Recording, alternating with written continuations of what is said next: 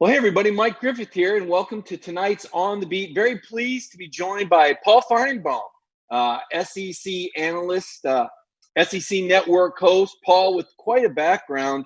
We all know he went to the University of Tennessee and worked at the Daily Beacon. Did not know he got in some trouble for writing obituary for the basketball team and thus banned from a trip. I like that story, Paul. Also, Birmingham Post-Herald columnist, Mobile Register syndicated. I could go on. Paul Finebaum launched his own network on radio, 1993, the Paul Finebaum Show. I remember hearing it as I drove back and forth to Alabama and Auburn every week on the radio. So years and years, Paul has stoked the SEC passion. I contend, Paul, that you were the SEC network before the SEC network even came in existence in 2014. I want to dial things down a little bit to Georgia football and just throw some questions at you, get some instant reaction. Who is Georgia football's biggest rival, Paul? Tell me why. I think it's Florida. I almost answered Alabama, but because in some ways there's that battle, but there's the invisible conversation among fans. But to me, even though I think it may be bigger on the other side, in fact, I know it's bigger on the other side. Georgia still has to deal with Florida every year. There's no escaping Florida. There was a time when Tennessee was a little bit more important. Auburn is a unique rival, but it's not a live or die rival. You can get to Atlanta without Auburn. You really can't get there without Florida. Yeah, I would totally agree with you. And, you look at, South Carolina tries to make a case that Georgia's their SEC rival. I guess they proved it last year. They were the first non-ranked team to be the top 5 Georgia team in Sanford Stadium in history. So what's the value of the Georgia Tech game? I always find it curious. We're all stirred up and in a buzz about Alabama and Auburn and the stature that takes. And then Georgia's playing Georgia Tech. What do you think the value of that Georgia Tech rivalry is? From my standpoint, very little. And I say that as someone who grew up in that rivalry. I've been around long enough to remember when Georgia Tech mattered. They really don't anymore. That game, I know it's tricky because it's obviously it comes at a weird time in the schedule, but that's not a game that, I spend a lot of my Saturdays, as you know, Mike, going through airports, getting places. And, when I go through the Crown Room in Atlanta or someplace, and I'm not saying, oh man, Georgia Tech game's on. That's not a game that's even in Atlanta, it's not going to draw many people to watch it.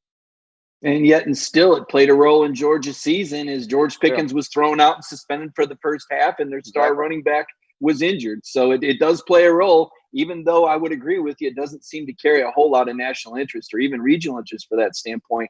I want to ask you about Kirby Smart. You've obviously covered Kirby, not just at Georgia, but you knew him when he was with Nick Saban at Alabama. The easy question here, and you can gloss right over it and answer it and move on to the next one here, but will he win a national title at Georgia? Kirby's now 44, Paul. Where will he be when he's 50 years old?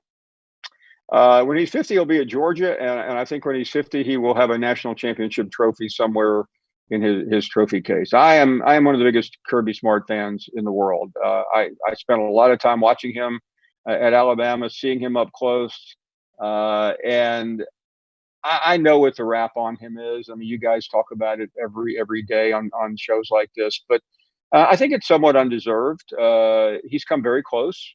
He reminds me a little bit of a great golfer who just misses the Masters or the U.S. Open by a putt once or twice, and finally he just knocks that door down.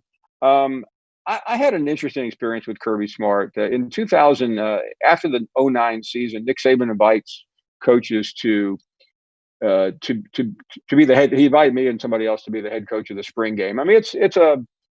It really doesn't mean much. It's an honor. I took it seriously. I thought I was actually going to coach. But the most interesting part, we go into the locker room, and the team coming off a national title had just played terribly. And Kirby Smart he's in charge of whatever team, whatever the Crimson or White, and he is cursing and swearing. I am an adult. I have never heard more curse words in my entire life, more fair. And all of a sudden, I got a tap on my shoulder, and I slowly turned around, and the man said to me, "He did not learn that from me," and it was Nick Saban. And I thought one of the great compliments I've ever, I mean, he was basically saying, he did learn that from me and he has perfected it. He was joking about Kirby's language, but it showed if he could get that animated about a spring football game coming off of a national championship, he's the kind of coach that I want running my program. And I think he is arguably the best recruiter in the country. I know there's some other people out there, but I would take him in a living room over literally anyone else in America. I think that can be backed up by what Georgia has done over the last couple of years, and there's just been a little missing piece or two that has bedeviled him. But I mean, I spent a lot of time watching the Georgia program over the last 25, 30 years, and let's don't be overly critical of a guy who just barely misses making the playoffs or does make the playoffs and loses the national championship. I mean, this guy is the real deal, and I frankly think Georgia fans ought to be incredibly lucky they have him. Yeah, you said something I thought was interesting, Paul, and I guess I want you to expound on a little bit. You and I have had this conversation a few times more on your show than Bill Hancock would probably like. We talked about missing the playoffs a couple of years ago, and I had a chance to visit with Roy Creamer last summer, and he told me when he created the BCS for 1998 season that he did it in a way that they would avoid regionalism in the voting. We see it in the polls. We see some bias. There were some computers involved. There was human polls. But the formula was made up to be as neutral and as objective as possible. And now we sit here with this 13-member committee. I guess I would ask you, do you feel comfortable with this process with sitting athletic directors, former coaches, and where should it go if you're not comfortable with where it's at right now? No, I don't. I don't. And I've gotten in a lot of trouble because, as you well know, anything you say about this is considered heresy. I don't think it is. I think you've been my favorite critic of the college football playoff in America, and quite frankly, there are way too many conflicts. Georgia should have been in 2 years ago. I don't think it's really debatable. The other times it was a little bit of a closer call, but yeah, I mean it was absurd not to put them in there, and you miss a play. It's not like missing a play date. That's a big deal. And I think Georgia has been resilient. I think they'll make it back in, but you only get so many chances. Yeah, I would agree with that. And you mentioned resilient and recruiting in the same breath. And I look at the Georgia quarterbacks room, Paul, and there's players falling out of the sky. This transfer from Southern Cal, JT Daniels, I mean, I think Tennessee would have crawled to Los Angeles to get this guy. The University of Michigan and Jim Harbaugh. I'm curious if that USA Today columnist still thinks Harbaugh owns college football. It was probably one of the biggest misses in college football journalism. But they couldn't get this kid on their campus. And yet Georgia, with Jamie Newman, the third highest rated guy, according to Pro Football Focus, coming back in the game, they've got the Wake Forest grad transfer. They've got JT Daniels. They've got former the Ohio State commit Dwan Mathis, now cleared from brain surgery. And then they have the Florida 8A Player of the Year, Carson Beck. What happens when you wedge all these quarterbacks into one room? Well, I think all you have to do is look at the past history of Georgia in the last 4 or 5 years, and I think you know what's going to happen. They all won't be there, but to me, that's okay. I think the real story here is this, Mike. Why are so many people going to Georgia? And I didn't completely understand it until last year. I happened to be in Athens. Don't even remember. I mean, I was there twice, I think, but I can't remember. It was mid season, and it was a South Carolina weekend. I do remember it now. And a friend of mine, we were going out to dinner, and he said, "I want you to go. My son's in a fraternity, and unfortunately, one of the people in the fraternity died. And they're having a fundraiser somewhere out at this place in a little bit rural area. And I went out there, and there were about 1,000 kids, not only this fraternity but all the fraternities came to support. And I sat there for an hour, which is something I don't often get a chance to do, talking to real Georgia students. And every single one of them told me. I mean, I asked them. I said, "What's it like? What are you taking? What do you do?"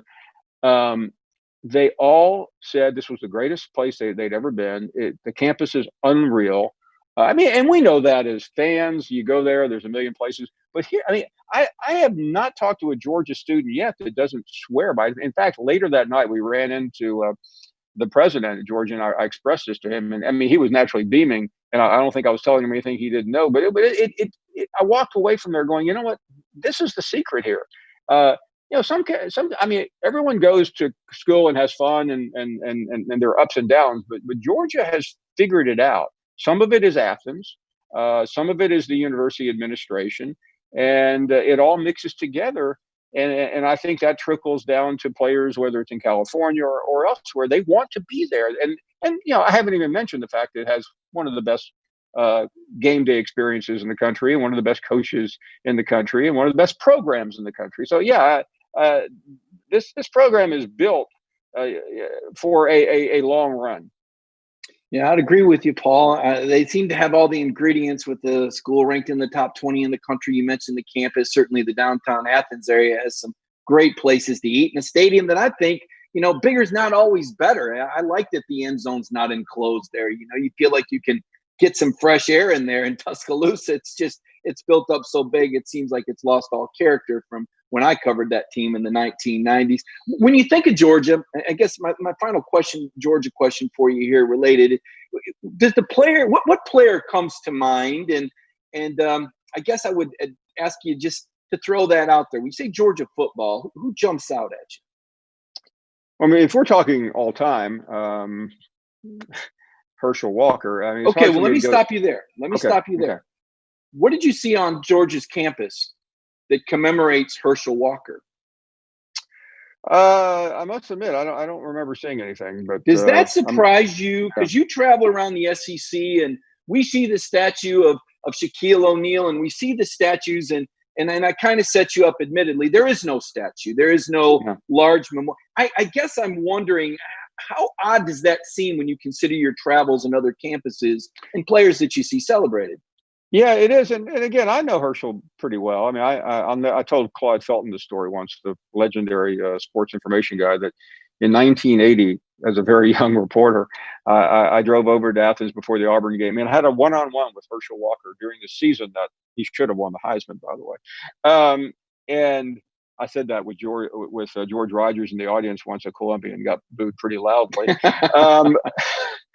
But you know, I mean, I don't know the backstory, Mike. I really don't. I can imagine that he probably rubs a few people the wrong way because he is outspoken.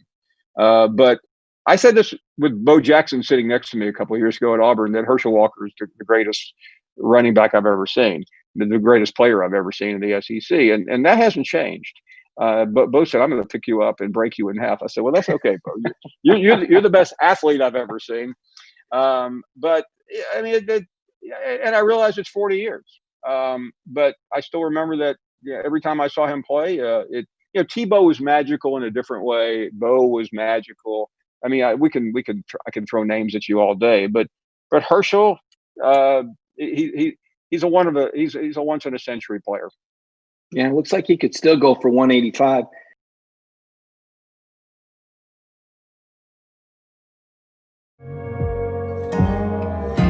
It's in our hearts to feel for real. There's been ups and downs, turnarounds, good days and some bad, but we stand together for worse and for better. We'll always have your back, with open arms, heart to heart, hand in hand, community strong. Certainly enjoy your work on the SEC Network, and thank you for joining us here in Dog Nation today. Mike, I'm a huge fan of you, and I think what you've done with your career is exemplary, and I am honored to be invited to be on your show. Thank you.